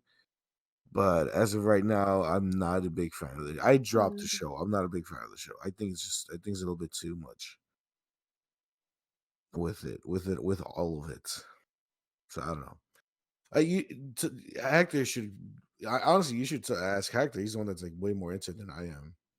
I'm actually not into the show at all. Oh damn, so it's the just me. That's I funny. weren't you like the reading the? So I read the webtoons and I'm 100% caught up. I literally there's like on webtoons there's coins where you can purchase the newest chapter, and I 100% I'm putting money into it. Like literally, they'll give you like the next 2 chapters and you can buy them for 5 coins each, and I will pay real money so I can read these chapters. But yeah, I've been reading the manga. I paid like the 5 coins for it, and or rather the webtoon, and I really like it. I actually really enjoy it. It definitely goes like if you think it's gonna go right, it goes left hard as fuck. Like I'm not even gonna lie to you. It's a very interesting read. But I like it. I pay for it. You know, every new chapter that comes out, and I'm fully caught up with it, and I really enjoy it. My biggest issue with the show, I love the premise of it, I love the idea of it, but they just kind of picked it up really quickly, and the pacing of it is like super fast, which I know I brought up to Renee before, which is the thing that I dislike the most. But besides that, the action scenes in the show are super awesome. They're really animated well. Um, but yeah, definitely Tower of God is my absolute favorite out of the two, if I had to pick. Yes. And Mm. I mean, yeah. I don't blame you though, Renee. A lot of people kind of feel the same way you do about Tower of God, and they really liked it. Actually, I do remember even my Facebook feed at the time was popping off from people that are like friends of mine that watch anime. They're like, "Oh my God, Tower of God is amazing, this and that," and I'm just like, Tower of "Yes, God or but it God of could High be." School? Sorry, You mean God, God God of of High High School. My bad. Yeah, God of High School is like really amazing, this and that, and I'm just like, oh, it could be so much better if if the pacing was better, but this and that and whatever. But I mean, yeah, it is what it is. But people enjoyed it, and I'm pretty sure they enjoyed it so much that it will be getting a season 2. I mean I mean maybe because I haven't besides Tokyo Revengers, like I haven't really watched any other kind of like shonen type show. So like maybe because I don't know time, but I didn't mind the pacing. Like I know me and you Hector talked about it, but like I obviously haven't like I don't read the webtoon, so like I didn't. I know you said there's like a lot that they cut out and whatever, like in the pacing's really fast, but to me like it didn't feel it was like action packed, and I think that's like what I like. I didn't feel like it was I didn't feel like it was too fast paced, and if it was, like it just flowed really nicely. Like I didn't have any problem with the pacing at all. And yeah, like the fighting scenes, I think themselves, like just the scenes when they're in the arena, I think that's like what I got like I was obsessed about. Like the just and I'm for those who, you know, who watch the show, there's the one scene that I really liked was the one with Mira, and she's going against that American, you know, wrestler who's also another, you know, a chick, and she was pretty cool. You know, she's really strong, really swole, like she was awesome. But like, there's a point where like Mira like loses her or like loses her wooden sword, like she drops it or whatever, and she's getting her ass kicked, you know. But there's a point where she's like, you know what? I don't even need this sword. So she does this like certain what I don't even know what you call it, the certain move or whatever, where like her arms essentially become these blades, and she ends up just cutting this girl multiple times with just her like arms. So like stuff like that, like I was like just all for it. I think it's the fighting that really, really like got me into the show. And yeah, and besides like the premise and stuff. So yeah, I really liked it. I I definitely think I'm gonna keep up with this one for sure. So We love to hear that. Now, moving on to Mr. Rafa. You had a interesting anime. It was Noblesse. Yeah. Um, what did you what did you think, Rafa? Um, man, Noblesse. I don't know, man. I'm not super hyped about this one. Not gonna lie. Well, let me get some water. From all the Crunchyroll originals that I've seen, um, I think Tower God is the only one that I like. Um, excuse me. Cause yeah, it's Tower God, Noblesse, and God of High School, right? Those are all Crunchyroll originals. Yeah, each and every single one of them are Korean Crunchyroll originals, webtoons originally. Yeah, and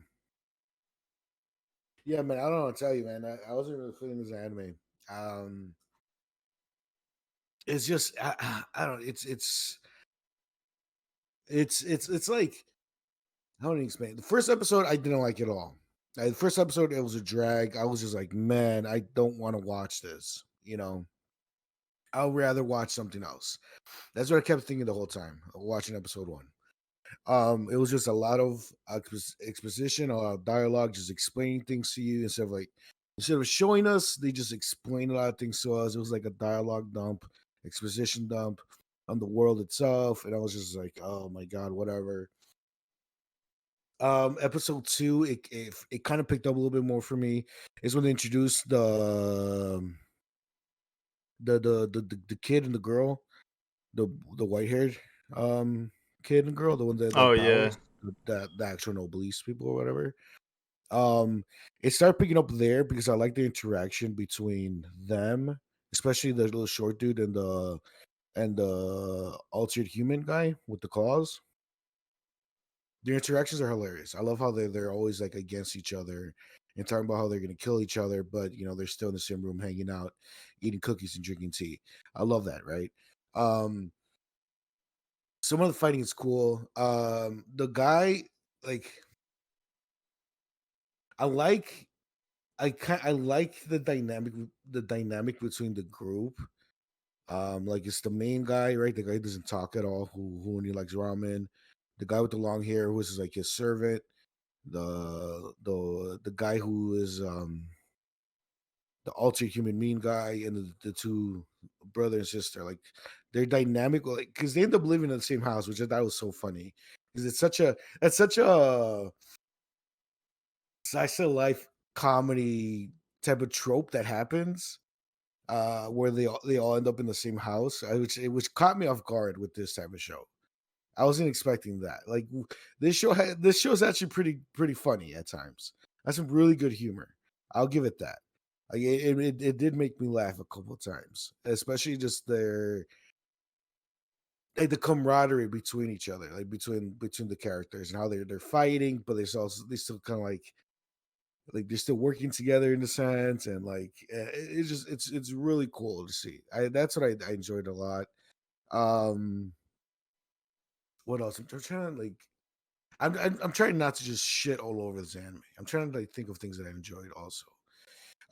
Some of the fighting was cool. I like how there's like it looks like there's multiple groups at play, right? Like it's they call it the Union, I think. Like the people who alter human beings to be like monsters or whatever, or like be more like superhuman. There's like the noblesse people who are not human. They're like another species who are stronger than humans. Then there's barely humans or whatever. So like that's a cool dynamic. There's multiple groups at play here, and like they're looking for like the whole main point of the first three episodes is that they're looking for a coffin that was taken that supposedly there was an obelisk in there, and they're trying to find that. And they don't know that the whoever this obelisk was, they're not in the coffin anymore. The people from the Union. Also, the bad guys from the Union, they're so stereotypical bad guys. Like the opening scene of this of episode 1 was the bad guys attacking people like in a jungle or something like that. And then there's the fat guy who has like a giant cannon who's always eating, because of course the fat guy is always eating. And then there's like the really skinny dude who looks super creepy and has long hair, and of course he has a knife. Like that's his thing. They always have knives. It was like the tropiest fucking anime shit like I've ever seen. Like there's like the super cool guy with the gun who can like snipe things from like 1,000 yards away without like thinking twice, and shit like that. I was like, man, these guys they're so anime right now. This is such an anime right now. That's what I kept thinking to myself. Um, but yeah, I don't know. And then towards the end of episode 3, they end up the Union guys end up catching the ultra human mean dude, who he's cool too. I like him. Like the main characters I like them. I don't have a problem with them. It's just that I just feel like this is not really my type of anime that I would enjoy. I The more I watched it, the more I kind of got more into it a little bit, but I still was like, man, I don't know if I'm gonna keep watching this or not. Like I'm still kind of like there, like maybe I'll give it another episode, but I don't really see myself seeing it. I had a lot of problems with the human characters. I found them annoying, like especially the guy with like the orange hair. You know what I'm talking about, Hector? The guy who he had a broken arm. Yeah, I vaguely remember. I'll be honest, I don't remember like pretty much any of Okay, their names, but I know exactly who you're talking about. so the problem that I had with him, this guy has a broken arm, right? And then he has a cast on and everything, and like it looks like it looks like it's new, and his friends are drawing on it or whatever, just kind of silly shit, right? And then I don't know if it's lunchtime or some shit. I don't know what it is. It's just throughout the day, some idiots, so I don't know, some random people off the street roll up to the school, and they're like, "Hey, yo, where's this guy with the orange hair? He was hitting on my girl. I gotta beat his ass." Right. So these guys they're not part of the school. They're just some random people who the guy with the orange hair bumped into, and the guy with the orange hair, he's gonna get his ass beat because apparently the other guy thinks that he was trying to pick up his girl. Right. So these guys they're on school property, causing a ruckus, beating up on kids. Some of these guys are trying to pick up some of the high school girls. We don't know how old they are. They look like, but it's weird, right? Um, so then the orange haired kid runs in. He's like, "Hey, Mira, hey, bro, leave him alone." Because he's the guy he's like a knucklehead, but he has a heart made of gold or whatever, pure heart. So he gets in there and starts fighting with the guys, but he still has his arm in a cast. And then homie, the other guy's big as fuck, right? The other guy who's looking for a fight, he's super fucking huge. And he punches his cast like twice. And like, bro, and the guy with the orange hair doesn't react to it at all. Like, no, like, don't you have a broken arm? Like, didn't you just get this cast? This man like literally caved in the cast, and you're acting like you didn't react to it, bro. Like he literally punched your broken arm, and like that annoyed me. I was like, okay, I guess I'll overlook that. But like they didn't bring it up ever again. It was never mentioned. It was just like, yeah, no, his arm's fine. It's not like you could. It's not like you can refracture your broken arm or anything like that. I don't know. Maybe I'm looking too much into it. That annoyed the hell out of me. Um, so then as these kids are fighting in school property or whatever, the what's his name, the altered human being dude, he's like, hey, should I go out there? Because like if I go out there and try to stop this shit, people's gonna start looking at me, and like I can't have people looking at me because like they're gonna find out who I am, whatever. But he eventually jumps in, stops the fight and everything, and he's like, and he tells the dude like, hey, like if there weren't people here, I would just killed you right now, like on the spot. So the guys who are here picking fights and shit, they just get in the car and leave. And I was like, they're not gonna, I don't know, call the police, try to stop them. Like they literally broke a fuck ton of laws right now. Like, first of all, they're on property they're not supposed to be on. Like they're on school property. They're picking fight. They're literally beating kids up. It wasn't just the orange hair kid. Like there was another kid who was on the floor getting his ass beat. A bunch of girls were getting sexually harassed by some of the other guys. It was like there's a bunch of fuck shit going on, and they're just gonna let them leave. Like I don't know. They should have called the cops. I don't know. I was just like, all right, you're just gonna let them walk out. You're just gonna let them walk out through your door, right? You're just gonna let them leave from at the front entrance after they were literally like about to kill people and they were like on some bullshit on school property where you're supposed to be taking care of these kids to because they're kids, they're in high school. You're supposed to guarantee their safety, and these motherfuckers are just rolling up causing a ruckus, and you're just gonna let them leave. I don't know. That annoyed the hell. That's episode 1. That's like the main reason why I didn't like episode 1. Overall, I'm just like whatever with this show. I might keep watching it just because there's a few things here and there that I do like I said, like the characters and the dynamic between each other. This is one other thing that I really enjoyed where one of the human kids, he's like a nerd. He's like really good with computers. He kind of has like a hacker battle with one of the bad guys, and they kind of become pseudo friends out of that, even though they don't know who each other are. Like I thought it was kind of cool. Like there's some really weird, interesting like dynamic between these characters that might keep me interested a little bit more. But overall, yeah, this is not really for me. I honestly really don't care that much for this show. Which I'm not entirely surprised, but I'm glad that you had some moments that you liked about it. At the very least, you found some kind of cool stuff that you liked. I'm just gonna take a guess here and say that you probably won't be coming back to this show. I might give the next episode a watch here or there, and that's if I have nothing else to watch. Okay. And honestly, you liked it more than I thought you would, even though you're kind of. First episode was a fucking struggle. I do remember the first episode being a struggle. I do remember that. Episode 2 got a little bit better. Episode 3, it added more to like some of the stuff that I enjoyed. But fuck, dude, episode 1, I was like, man, I was cursing your name up and down, Hector. I was like, why the fuck would you give me this show? I was not enjoying it at all. Yeah. I mean, it's tough to hear, but like I said, I'm surprised that you even liked parts of it, which I kind of thought you would, but not as much as you raved about it a little bit more than I thought you would. But that being said, I believe it is your turn, Rafa, to give us both Renee and my anime picks. So, right, what do you have in store for us this week?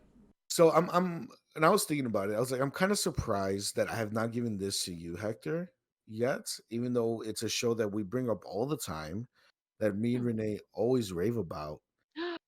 And it just hasn't come around to giving it to you for whatever reason. Let's go. So I'm gonna give you no, it's fine. I'm gonna give you Death Note. I want you to start. I really wanted you to say something that was not what you and Renee. I wanted you to troll Renee and just be like, I'm giving you Power Rangers. Yeah, I mean, right. No, Death Note. It's a show that we always bring up, and every single time we're like, Hector, have you seen it? Oh, I only saw the movie. What the fuck? You only seen? No. We're gonna end that here. At least start it. At least start Death Note. It's so good. So, he don't like the art style though. That was another issue. Yeah. Right, but he's gonna have to at least watch the first 2 episodes, and this is our last attempt to have Hector watch Death Note. If he doesn't like it from here, you're just a lost cause on that front. I knew it was coming someday. Yeah, Yeah. I knew it was yeah, coming, so might as well get it out of the picture now. yeah. Might as well rip off the band-aid now with Death Note. For Renee, Okay. for you, because earlier today you were saying how you're kind of struggling with comedy and stuff like that. Mhm. I'm going to give you one of my favorite anime of all time. Is it Uh, like K-On! Part 2? it's not like K-On! Part Two. No, it's nowhere. It's nowhere near K-On! It is called Konosuba. Okay, it is an isekai comedy. So this guy, he's just a everyday schlub like you and me, right? He's just out there You in the did just world. call Renee a schlub. I didn't mean specifically He's an Renee. I just meant like everyday guy, schlub yeah. like you and me. I didn't mean specifically Renee. I just meant like like you and me, like an everyday person. That's what I meant. Not specifically Renee. Okay, that's not. Wow. Wow, I'm an everyday person, Rob. Yes, He's not saving we're himself all here. everyday. We're just regular people. What do you want? We're all regular Wow. ass people. I want to be extraordinary. Well, sorry, Renee. You're a regular person. Damn. All right, Okay, continue. What's up? so this guy ends up. I think he dies if I remember correctly. He dies, and he ends up being transported into a different world. Um, he's talking to like an angel or whatever, and the angel's like, "Hey, you get one wish in this new world, and your mission is to defeat the Demon King. What is your wish?" And he wishes. He picks his wish, and he gets brought into the new world, this new world that he's in, and hilarity ensues. It is a really fun, really hilarious anime. It literally makes fun of isekai pretty much. It's a good time. It's a really Okay. good time. So hopefully you enjoy it. Because the main guy, he's an asshole. He's a sexist. He's a fucking idiot. And like he and the people that are around him are fucking. They're all fucking stupid in their own way. So it's like a band of misfits trying to defeat the Demon King. It's a lot of fun. It's a lot of fun. I hopefully you enjoy it. It's one of the for me, it's my favorite isekai because I love this show. I've said it. It's the best isekai comedy that's ever been made. There's nothing. There's no isekai comedy that's better than this. And hopefully that's enough endorsement Okay. that you enjoy it. So I'll yeah, give it a shot. yeah. It should be on Crunchyroll, I think. Okay, I'll double check. I think it should be on Crunchyroll. But Hector, for you, I'm pretty sure Death Note's on.